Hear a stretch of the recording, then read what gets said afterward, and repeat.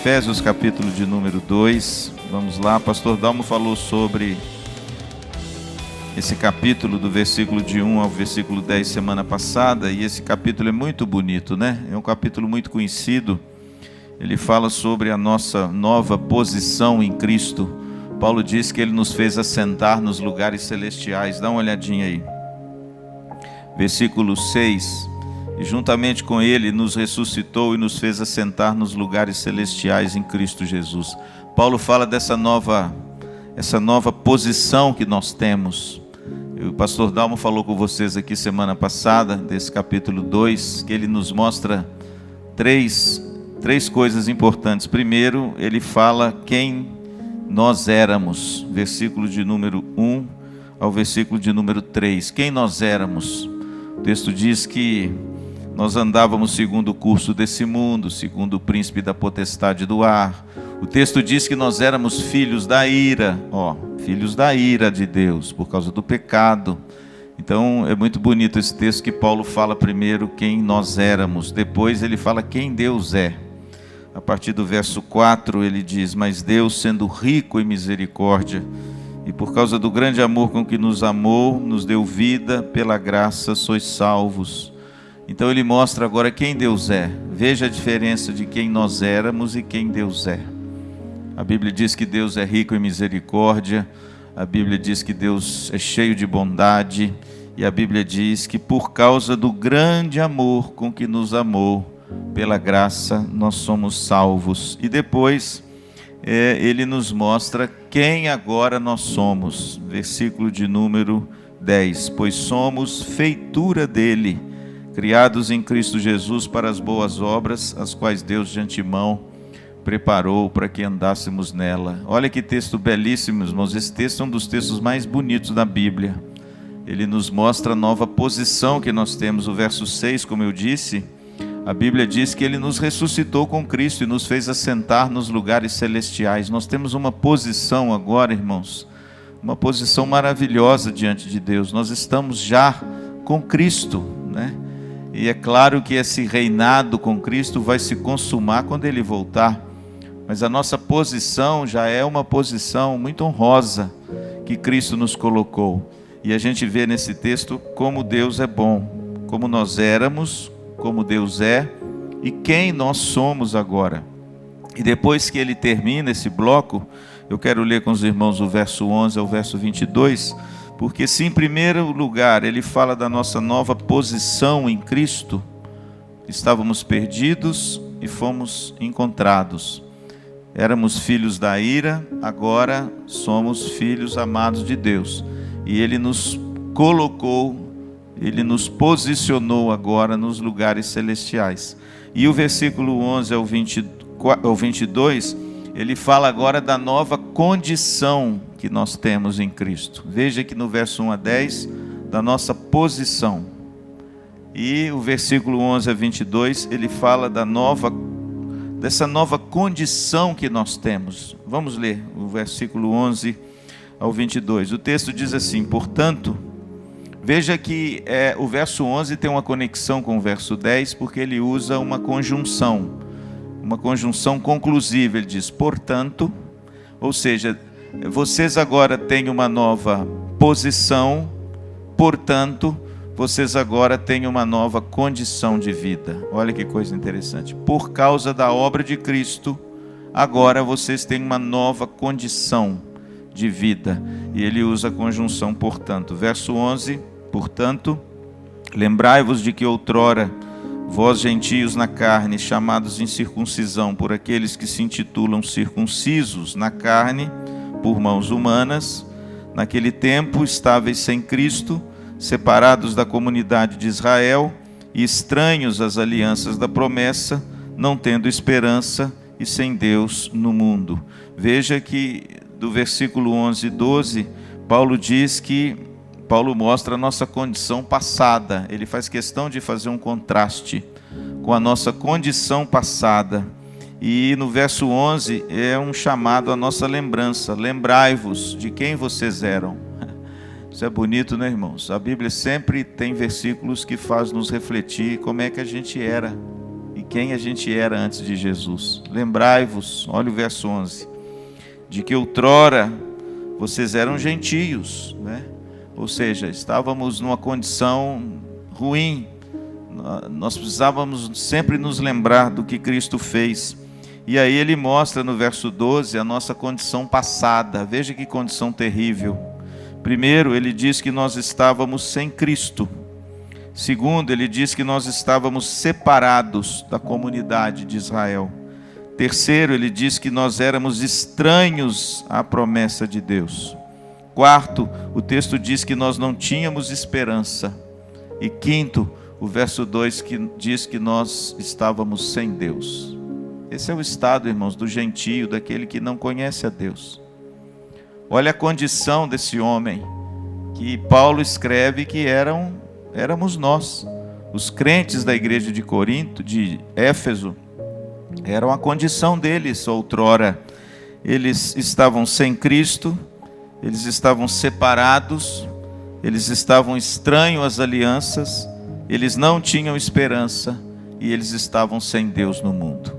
E aí, irmãos, essa nova condição agora do que nós éramos, Paulo contrasta com a nova condição presente. A partir do versículo 13 ao verso 22, Paulo agora fala sobre essa nova condição. Isso é muito importante e bonito, porque a partir da nossa posição em Cristo, nós temos agora uma nova condição de vida. E essa condição de vida tem a ver com o relacionamento interpessoal e com a comunhão de uns para com os outros. O versículo 13 diz assim: mas agora, veja a conjunção agora não é conclusiva, quem gosta do português aí, mas é uma condição adversativa, mas ele faz o contraste da nossa antiga condição para a nossa nova condição. O texto diz assim: mas agora em Cristo Jesus, vós que antes estáveis longe, fostes aproximados pelo sangue de Cristo.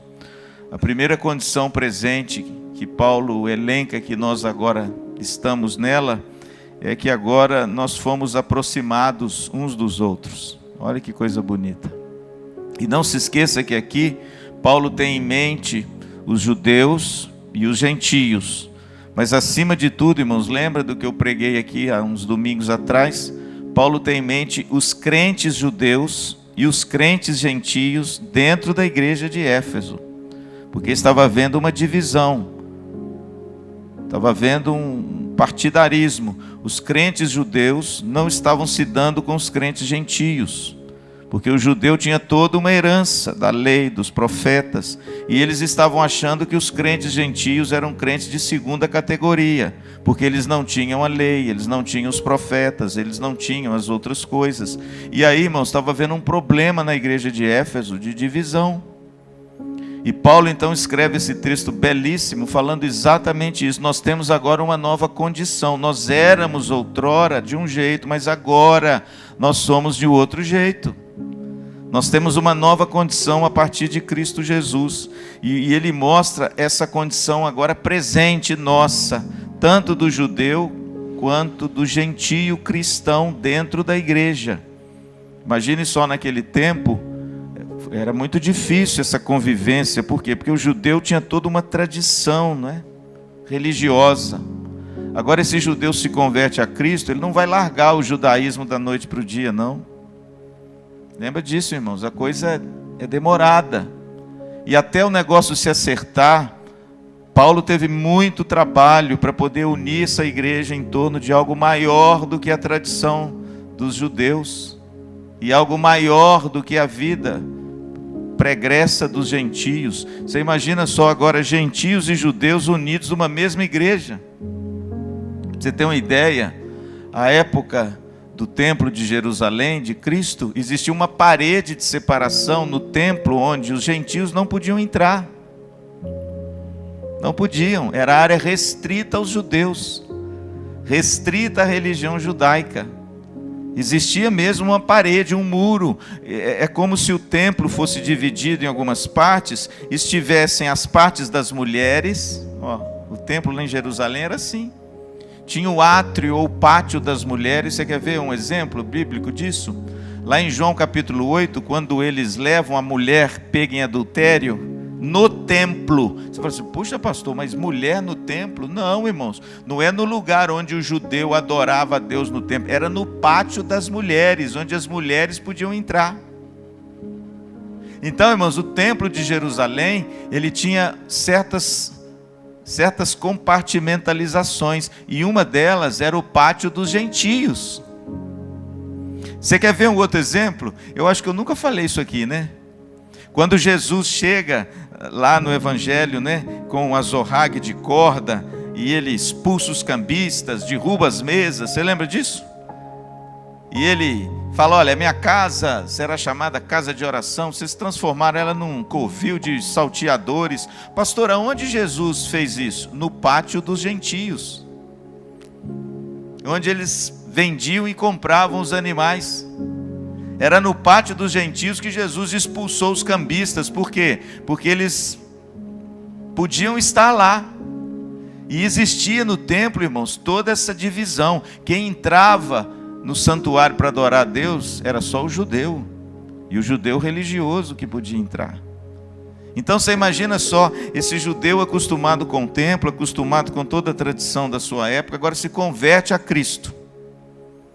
E de repente, os gentios, que eram separados no templo por um muro, agora tem que ter comunhão com eles no mesmo lugar. Isso para a cabeça deles, irmãos, era difícil. Às vezes a gente às vezes demoniza o judeu, mas imagina só, você é criado numa tradição a vida inteira, de repente a verdade chega, mas a tradição não é arrancada de você da noite para o dia, não. Você está compreendendo isso? Eu falei até aqui sobre o campo missionário, né? Os missionários fazem um trabalho esplendoroso, principalmente aqueles que têm uma consciência exata de como é difícil você transformar uma cultura, talvez numa geração. Porque toda aquela cultura dos antepassados, você traz dentro de você. E para transformar isso da noite para o dia, irmãos, é só o Evangelho. E outra coisa, com graça, com amor e com paciência. O Dr. Ronaldo Lidório escreveu um livro sobre isso.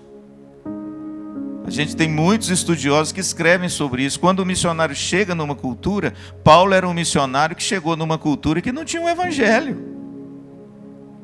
E que é pior, uma cultura judaica, que eles tinham toda a tradição da Torá, dos profetas, da palavra de Deus. Para mudar isso, irmãos, não é da noite para o dia.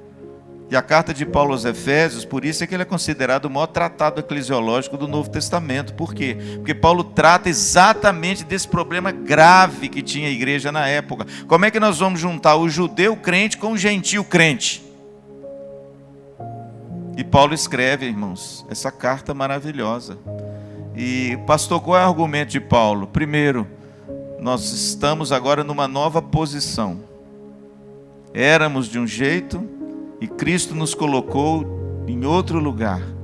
E através dessa nova posição, nós temos uma nova condição no trato de uns com os outros. E aqui ele mostra nossa condição presente. A primeira delas, Paulo diz que, verso 13, nós estávamos longe, mas agora fomos aproximados pelo sangue de Cristo. Ele está falando aqui para os crentes gentios. Nós estávamos separados. Nós estávamos longe, mas agora nós fomos aproximados pelo sangue de Jesus. O sangue de Jesus é um instrumento da nossa aproximação. E nós que estávamos longe, agora fomos aproximados uns dos outros. Louvado seja Deus, irmãos, o Evangelho faz isso. O Evangelho aproxima.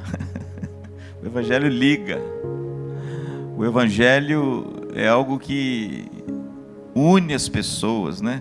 Lá no livro do Apocalipse, no final de tudo, o texto diz que haverão pessoas com vestiduras brancas de todos os povos, todas as línguas, todas as tribos, todas as nações, cantando o cântico do Cordeiro.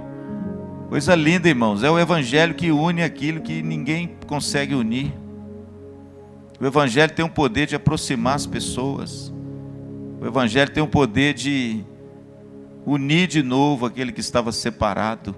E essa é a primeira condição que nós temos como crentes. Fomos aproximados uns dos outros. Versículo 14 a 16, uma segunda condição, olha aí comigo. Porque Ele é a nossa paz, o qual de ambos, que ambos, pastor? Judeus e gentios, está vendo? O ambos aí.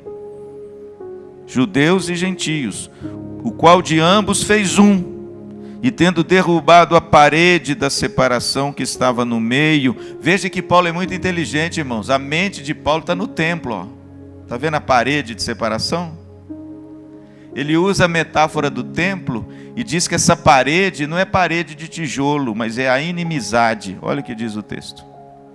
Era a inimizade. Pastor, inimizade entre quem? Entre judeus e gentios. E a Bíblia diz que então o Evangelho é isso. Ele agora derruba a barreira. Versículo 15. E aboliu na sua carne a lei dos mandamentos na forma de ordenanças. Agora Paulo está falando para o judeu, ó. Vocês não precisam ficar presos mais àquelas coisas do passado, porque Cristo aboliu algumas coisas. Agora ele fala para o judeu, crente, para que dos dois criasse em si mesmo um novo homem, fazendo a paz. Irmãos, isso para o judeu era a morte. Ele ser um com o gentio é a morte. Mas é isso, irmãos, que o Evangelho faz. Ele une aquilo que é impossível aos olhos humanos de unir.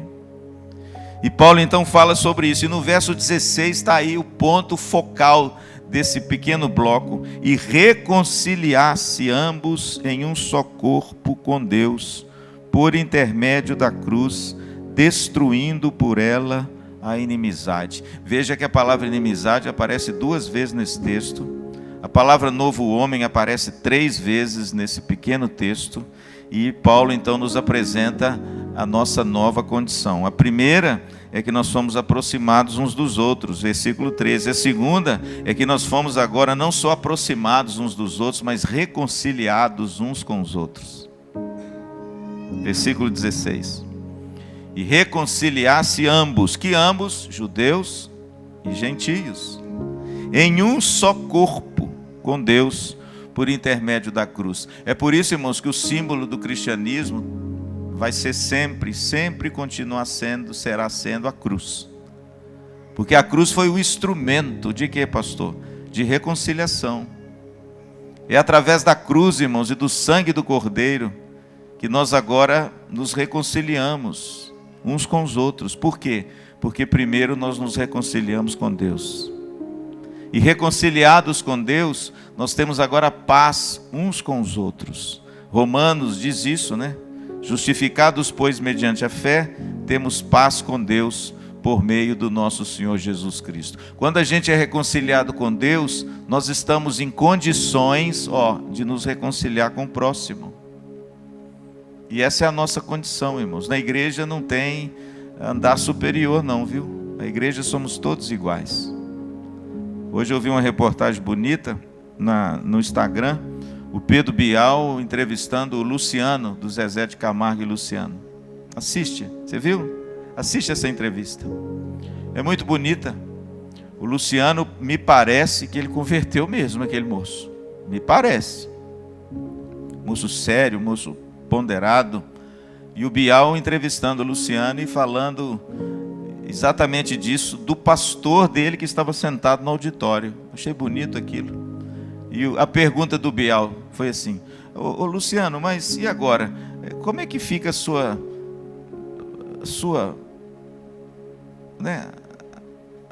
assistência na igreja que você faz parte? Porque você é um artista, né? E às vezes o pastor pode querer usar você para se promover, né? Porque eles fazem essas perguntas, e eu acho até pertinente essas perguntas, meu presbítero. Porque às vezes o pastor pode usar você, que é um homem que lotava estádio. Agora o Luciano é membro da IPVO, então vem cá para ver o Luciano. E de repente o pastor pode usar você para a figura dele ficar mais... E você também pode usar a igreja para, não é, atrair os olhares e tal. Isso não é difícil, não? Rapaz, o pastor estava sentado na plateia, ele fez a pergunta para o pastor respondeu com uma maestria maravilhosa. O pastor falou assim: não, Bial, na igreja nós não adoramos o homem, na igreja o nosso público é de um homem só. Ele falou aquilo que eu gosto de falar. Na igreja nós não temos popstar, não temos artistas. Na igreja nós somos todos irmãos. Na igreja o Luciano é um membro como outro qualquer que Deus dotou de um dom para ele usar para a glória de Deus. Na igreja os nossos holofotes não estão na pessoa. Na igreja os nossos holofotes estão sempre em Cristo. Ele é o Senhor da igreja e Senhor de todos nós. Rapaz, o Bial ficou assim, desconcertado. Veja a entrevista. A entrevista é muito bonita, irmãos. É exatamente isso que Paulo está dizendo, irmãos, na igreja de Éfeso. O fato de você ser judeu não faz você melhor do que o outro. Porque Deus de ambos fez um. E Ele reconciliou na cruz do Calvário ambos, para que eles se tornassem um novo homem. E Ele agora chama esse novo homem, essa nova igreja, de corpo de Cristo. Olha lá. Corpo, reconciliar-se, verso 16, em um só corpo. Ou seja, a nossa condição, irmãos, é de reconciliados. Por isso que o cristão tem um chamado muito bonito, a ser um agente de reconciliação, amém?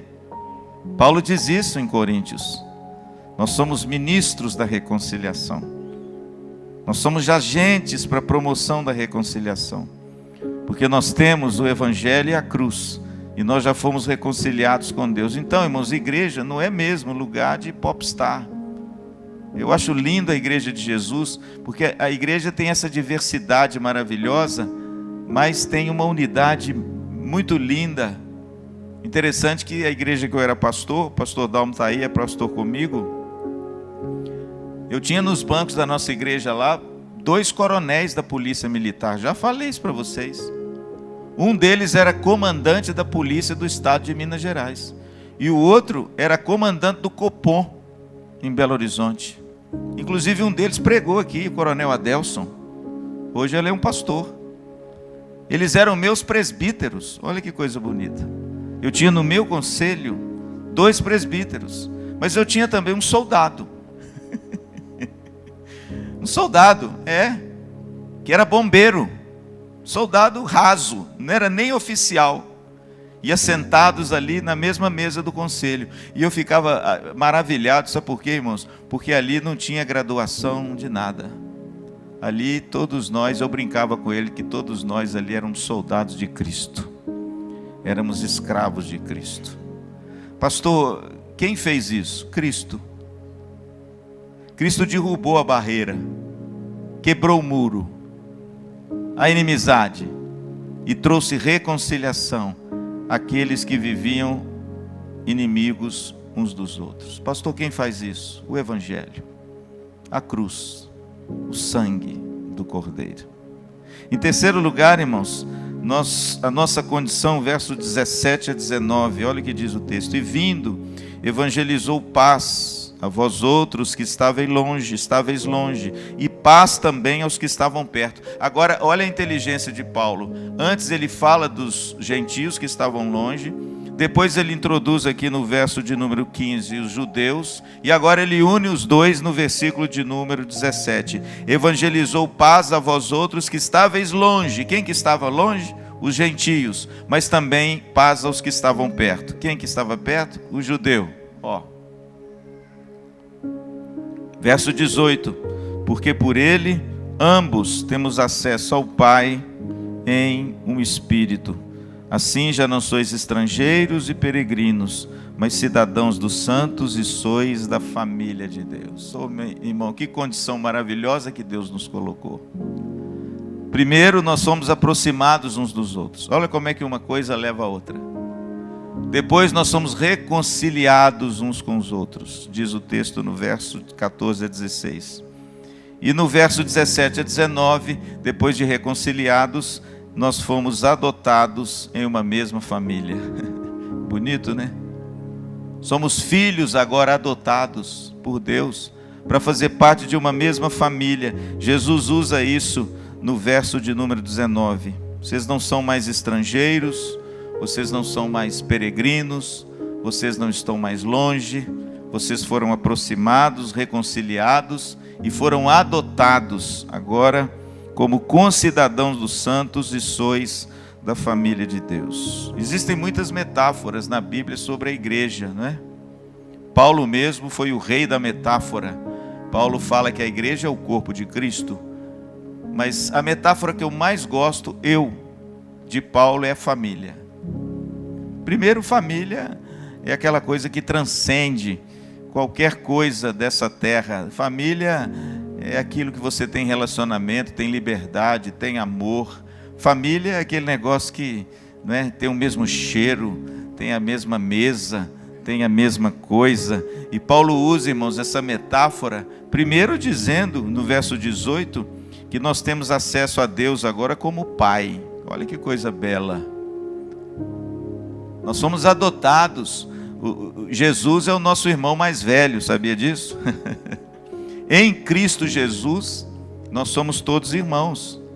Ele é o nosso irmão mais velho, porque ele é o filho unigênito do Pai. E nós somos filhos também, mas adotados pelo Pai em Cristo Jesus. E agora nós pertencemos a uma mesma família. Portanto, irmãos, que posição maravilhosa. O salmista diz que Deus faz com que o solitário viva em família. Olha que bonito. Pastor, que família é essa? A família da fé. Se a igreja não for isso, ela não presta mais para nada.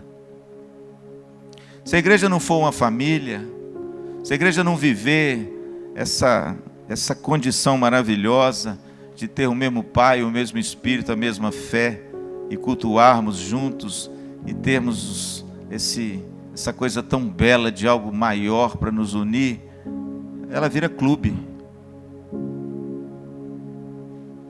Clube onde você visita e vai embora. Clube onde você, de repente, ouve um sermão, mas é só. Não, irmãos, igreja é família. Igreja é relacionamento. Igreja é outra coisa.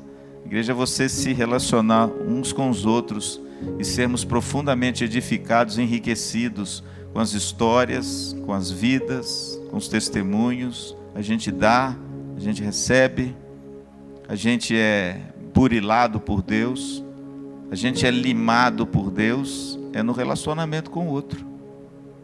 A gente aprende, a gente conserta, a gente revê, a gente desenvolve os nossos dons, é na igreja e no relacionamento. Portanto, irmãos, nossa nova condição presente, versículo 13, está aí, ó. Fomos em primeiro lugar aproximados uns dos outros. Não fique longe, viu, meu irmão? Aproxime-se mais. Chega mais, não é? Cristo já derrubou a barreira. Segundo, verso 14 a 16, fomos reconciliados uns com os outros. Não, irmão, sem litígio, sem picuinhas. Cristo é a nossa paz. O texto diz aqui, ó. Ele fez a paz mediante o sangue da sua cruz. Vive em paz, meu irmão, não vive em guerra. Cristo é a nossa paz. Nós já fomos reconciliados uns com os outros. Terceiro, além de reconciliados, nós somos adotados numa grande família, a família da fé, verso 17 a 19. E por fim, nós somos frequentemente edificados para a glória de Deus. E ele termina esse bloco. Olha o que diz o verso 20 ao verso 22. Edificados sobre o fundamento dos apóstolos e profetas, sendo ele mesmo, Cristo Jesus, a pedra angular, no qual todo edifício bem ajustado cresce para santuário dedicado ao Senhor, no qual também vós juntamente estáis sendo edificados para a habitação de Deus no Espírito. O apóstolo Paulo agora muda a figura, não é mais a família, agora é um prédio. Naquele tempo não tinha prédio, mas é um edifício. Ele fala que esse edifício tem agora um fundamento. Esse fundamento é o ensino dos apóstolos e dos profetas, mas debaixo desse fundamento tem a pedra angular. Amém? A nossa nova condição, nós fazemos parte agora de um edifício, olha que coisa bonita, que tem um fundamento sólido, o ensino dos apóstolos e dos profetas, mas mais sólido ainda, que está por baixo disso tudo, diz ele aqui, verso 20, Cristo Jesus, a pedra angular. E aí ele diz, agora sim, esse edifício vai crescer, ele vai subir, E ele vai subir para um santuário dedicado ao Senhor. Olha que coisa linda. Irmão, deixa eu dizer uma coisa. A igreja é o templo do Espírito Santo, sabia? É isso que o texto está dizendo. Deus habita no meio da sua igreja. E Ele está edificando essa igreja para a glória dEle. O texto diz santuário dedicado ao Senhor. Olha que coisa linda, irmãos. A sua vida, deixa eu dizer uma coisa para você, não te pertence não, viu? Hoje em dia, com esse individualismo grosseiro que a gente vê por aí, a gente às vezes acha que a nossa vida é nossa, né? Não, irmãos. Sabe o que diz o texto? Nós somos comprados por preço, alto preço. E a nossa vida agora não pode ser uma vida dedicada a nós. Absolutamente. Pastor, quer dizer que eu não posso trabalhar, não posso estudar, não posso me esforçar? Não, mas não tem nada disso. Isso não tem nada a ver com você se dedicar a você. Vida dedicada a você é quando você faz todas as coisas na sua vida pensando em você. E olha que tem muita gente fazendo isso. Seus interesses, seus desejos, da sua maneira, do seu jeito, do seu gosto, a sua maneira. E aí tudo gira em torno de você. Mas sabe o que Paulo está dizendo aqui? Paulo está dizendo que agora, com o fundamento certo, com Jesus sendo a pedra angular, esse edifício cresce para ser dedicado ao Senhor. Portanto, querido, a igreja é de Cristo. Ela é dedicada a Cristo. A gente vive para a glória de Deus. A resposta do pastor lá no programa do Bial foi maravilhosa. Não, Bial, a gente não fica celebrando o homem. A gente aqui tem a plateia de um homem só. A gente ama a Cristo, a gente quer celebrar a Cristo. Luciano é um membro como outro qualquer. Isso é muito bonito, irmãos. Isso é a visão correta. E ele mesmo depois tomou a palavra, né, falou com muita seriedade. Aquele menino está diferente. Ele deu uma palavra lá falando que não, que ele é um servo, que antes ele cantava, mas agora ele adora. Foi bonito. Perguntaram isso para ele, né? O que mudou na música dele? Ele falou, não, porque mudou um negocinho pequeno. Antes eu só cantava. Agora eu adoro esse Deus maravilhoso, porque Ele merece o meu louvor. Então, irmãos, olha, essa é a nossa condição. Que coisa bonita. Pastor, quem fez isso? O meu braço? Não, foi Cristo. Ele que fez isso por você. A nossa posição e a nossa condição não foram conquistados pelos nossos belos olhos, pelo nosso talento sobremaneira excelente. Nós recebemos isso, irmãos, como uma dádiva maravilhosa. É exatamente isso que significa estar assentado nos lugares celestiais. Nós temos uma nova posição em Cristo. Cristo nos conquistou com a sua obra da cruz. E nessa conquista, Jesus nos colocou numa nova condição. Qual condição? Fomos aproximados, fomos reconciliados, fomos adotados e estamos sendo edificados, santuário dedicado ao Senhor. Portanto, querido, tudo que fizeres, seja em palavra, seja em ação, fazei para a glória de Deus. É isso que diz o texto. Tudo. Está lavando louça? Lava a louça para a glória de Deus. Está engraxando o sapato, como diz Lutero? Engraxa o sapato para a glória de Deus. Está fazendo roupa? Faça a roupa para a glória de Deus. Está cozinhando e servindo lá o frango à parmegiana? Sirva o frango à parmegiana para a glória de Deus. Está trabalhando na repartição pública e carimbando o documento? Carimbe o documento para a glória de Deus. Está fazendo a faxina na casa? Faça a faxina para a glória de Deus. Tudo que você fizer, querido, faça para a glória de Deus. Pastor, o que é fazer então isso para a glória de Deus? É simples a resposta. Se você faz uma roupa, faça essa roupa para a glória de Deus. Se você faz um sapato, faz esse sapato para a glória de Deus. Pastor, como é que a gente faz isso? Faça a melhor roupa que você puder. Faça o melhor sapato que você puder. Arrume a casa da melhor maneira que você puder. Trate da sua família da melhor maneira que você puder. Lave a louça, igual eu lavo, aleluia. Da melhor maneira que você puder. Se você puder, enxugue. Se você puder, guarde. Não estou dizendo que você tem que fazer isso. Faça da melhor maneira que você puder. Sabe por quê? Porque se você fizer da melhor maneira que você puder, você está fazendo para a glória de Deus. Você conhece aquela história, né? Vou terminar com ela. Vocês estão cansados de ouvir essa história, mas eu vou contar de novo. Na época da Reforma Protestante, todo mundo queria virar pastor. Todo mundo queria ser pregador. Todo mundo queria abandonar a profissão para ser pregador, porque Lutero influenciou muito a cidade de Wittenberg, e é onde ele dava aula de teologia. Certa feita, conta-se, né, que Lutero foi no sapateiro dele lá para pegar o sapato, arrumar o sapateiro virou para ele e falou assim: doutor Lutero, eu quero servir a Deus. Como é que eu faço para servir a Deus? Como é que eu faço para glorificar a Deus? Eu quero pregar, eu quero aprender a pregar. Aí, como é que eu faço, doutor Lutero, para servir a Deus? Lutero olhou para ele e falou assim: você quer servir a Deus? Você quer viver para a glória de Deus? Ele falou: eu quero, a coisa que eu mais quero é viver para a glória de Deus. Ele virou para ele e disse assim: então faça o seguinte, faça o melhor sapato que você puder fazer e venda pelo preço mais justo que você puder vender, e você vai estar vivendo para a glória de Deus. Amém? É simples assim, irmãos, não tem mistério. Nós fomos colocados numa condição maravilhosa. Isso já é um presente nosso. Viva de acordo com a sua nova condição. E não volte, como diz Paulo aos Colossenses, aos rudimentos do mundo outrora. Mas viva agora dessa nova condição que Jesus te deu. Amém?